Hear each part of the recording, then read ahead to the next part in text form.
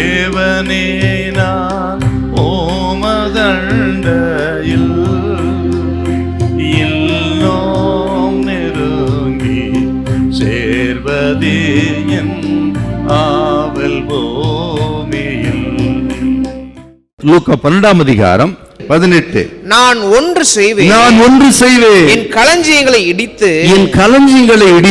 பெரிதாக கட்டி எனக்கு விளைந்த தானியத்தை என் பொருள்களையும் அங்கே சேர்த்து வைத்து.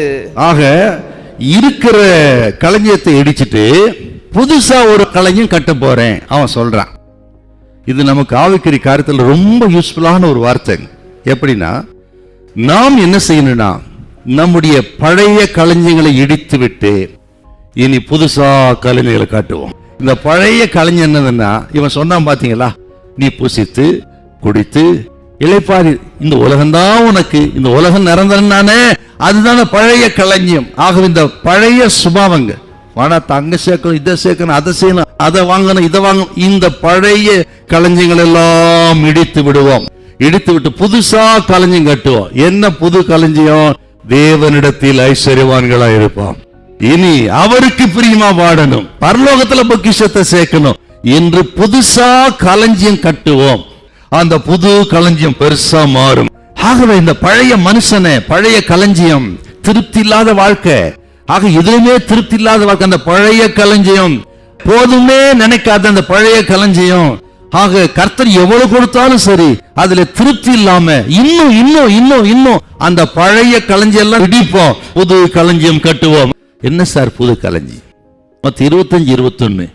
ஆக நல்லது உண்மையும் உத்தமமான ஊழியக்காரனே, கொஞ்சத்தில் உண்மையாயிருந்தா உன்னை அநேகத்தின் மேல் அதிகாரியா வைப்பேன்.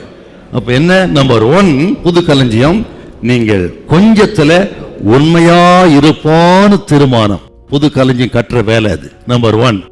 2வது, இதே 12:21 தேவனிடத்தில் ஐஸ்வர்யமானா இருப்பேன் அப்படின்றது 2வது தீர்மானம். 3வது, அப்போஸ்தலர் 20:35 வாங்குவதை பார்க்கிலும் கொடுப்பதே பாக்கியம் அப்படின்னு ஒரு தீர்மானம் பண்ணுங்க.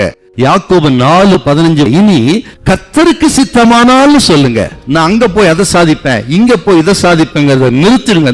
அதுக்கு பதிலாக கர்த்தருக்கு சித்தமானால் இது நடக்கட்டும், கர்த்தருக்கு சித்தமானால் இது வாய்க்கட்டும், கர்த்தருக்கு சித்தமானால் இதை நான் செய்வேன் அப்படின்னு கர்த்தருக்கு சித்தமானால் நீங்க பழகுங்க. அதுதான் களஞ்சியம் கற்ற 4வது குறிப்பு. மட்டுமல்ல, நம்ம கற்ற 5வது களஞ்சியம், நீங்கள் கிறிஸ்துவினுடையவர்கள். சொத்தே நமக்கு இயேசுவே சொத்து. ஆசியே அவர்தான், பணம் அவர்தான், வாழ்வு அவர்தான், வீடு அவர்தான். அவரே நமக்கு போதுமானவர், அவரே நமக்கு எல்லாவற்றுக்கும் எல்லாமா இருக்கிறார். அவர் இருந்துட்டா உங்க குறையெல்லாம் நிறையாயிடும்.